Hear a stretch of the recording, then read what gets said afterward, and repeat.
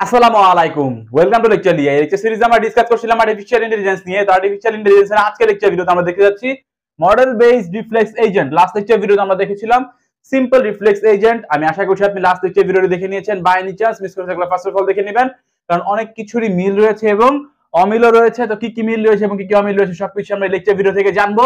তো first of all model based reflex agent কাজ করে হচ্ছে একটা রুল ফাইন্ড করার মাধ্যমে, যেটা হচ্ছে ম্যাচ করবে কারেন্ট সিচুয়েশনের সাথে। তো লাইক এখানে এনভায়রনমেন্ট থেকে কোনো একটা কিছু পারসেপ্ট করবে থ্রু হচ্ছে সেন্সরস। পারসেপশন মানে কি? উপলব্ধি করা। এবং সে সেন্সর কি হতে পারে? সেন্সর হতে পারে হচ্ছে চোখ, কান, নাক, এগুলো দ্বারা হচ্ছে সেন্স করবে এবং সেন্স করার পরে এই সকল ফ্যাক্ট স্টোর হবে কোথায়?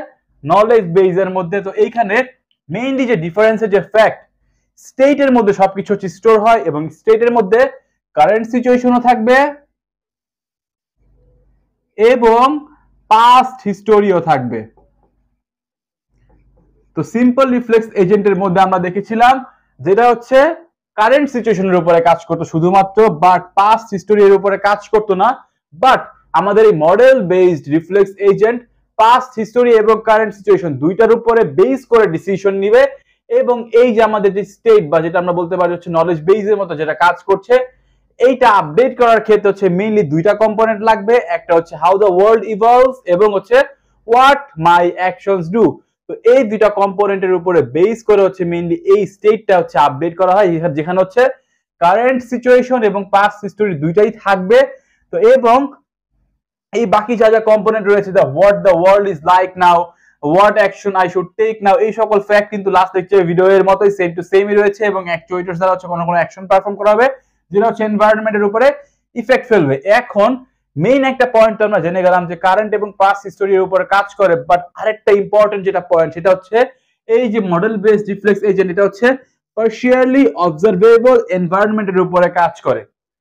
তো পার্শিয়ালি অবজারভেবল কি এবং ফুলি অবজারভেবল কি আমরা লাস্ট লেকচার ভিডিও দেখে এসেছি। বাট এই এখানে আমরা একটা এক্সাম্পল নিয়ে কথা বলবো, লাইক হচ্ছে সেলফ ড্রাইভিং কার নিয়ে যদি এগেইন কথা বলি।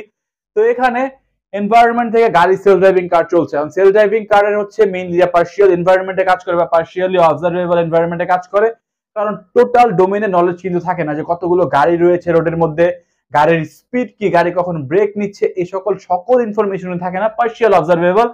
তো এখানে সে একটা গাড়ি চলছে, তো এনভায়রনমেন্ট থেকে পারসেপ্ট করা থ্রু হচ্ছে সেন্সর, একটা ক্যামেরার মাধ্যমে সেন্স করার পরে দেখলো সামনের যে গাড়িটা রয়েছে সেই গাড়িটার পিছনে রেড লাইটটা জ্বলে উঠেছে, তার মানে হচ্ছে গাড়িটা হচ্ছে ব্রেক দিয়েছে। তো এখন কারেন্ট স্টোরিতে সে সেভ করলো স্টেটের মধ্যে, তো পাস হিস্টোরি রয়েছে তার মধ্যে যে যদি এখন সে যদি ব্রেক না করে তাহলে অ্যাক্সিডেন্ট হওয়ার সম্ভাবনা থাকতে পারে। এই সকল ফ্যাক্ট এমন হতে পারে যে কন্ডিশন অ্যাকশন রুলের মাধ্যমে হচ্ছে ভিতরে সেভ করা রয়েছে বা এক্সপিরিয়েন্সের মাধ্যমে সে অবজার্ভ করতে পারে।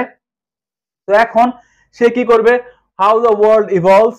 তো এখানে হচ্ছে সে চেক করবে যে গাড়িটা হচ্ছে কতটুকু দূরে রয়েছে, গাড়িটা কি ফুললি ব্রেক করেছে নাকি, অর্থাৎ গাড়িটা কি থেমে গিয়েছে নাকি চলছে এরপরও।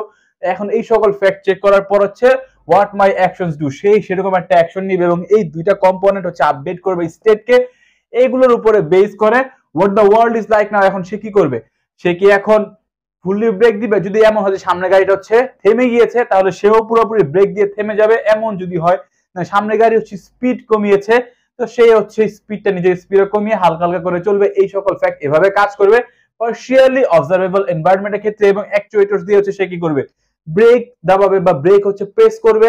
তো এখানে হচ্ছে এনভায়রনমেন্টের উপর সেখানে একটা এফেক্ট ফেলবে। তো এইভাবে মেইনলি হচ্ছে কাজ করে হচ্ছে মডেল বেসড রিফ্লেক্স এজেন্ট। আশা করছি বুঝতে পারছেন যে কি কি সিমিলারিটিস রয়েছে সিম্পল রিফ্লেক্স এজেন্টের সাথে মডেল বেসড রিফ্লেক্স এজেন্টের এবং কি কি ডিফারেন্স রয়েছে। ডিফারেন্সটাই বেশি ইম্পর্টেন্ট। এখানে হচ্ছে mainly model based reflex agent current and past history দুটোর উপরে কাজ করছে এবং হচ্ছে পার্শিয়ালি অবজারভেবল এনভায়রনমেন্টের উপরে কাজ করছে। অনেক সময় ক্রিয়েটিভ টাইপের কোশ্চেন এখান থেকে এমন ভাবে হতে পারে, লাইক স্ট্রাকচারটা আপনাকে বর্ণনা করতে পারে, বলতে পারে এবং বলে দিতে পারে যে এমন একটা এজেন্ট যেটা হচ্ছে কারেন্ট এন্ড পাস্ট হিস্টোরির উপরে কাজ করে এবং পার্শিয়ালি অবজারভেবল এনভায়রনমেন্টের উপরে কাজ করে। তো এটার স্ট্রাকচারটা আপনি বর্ণনা করতে বলতে পারে।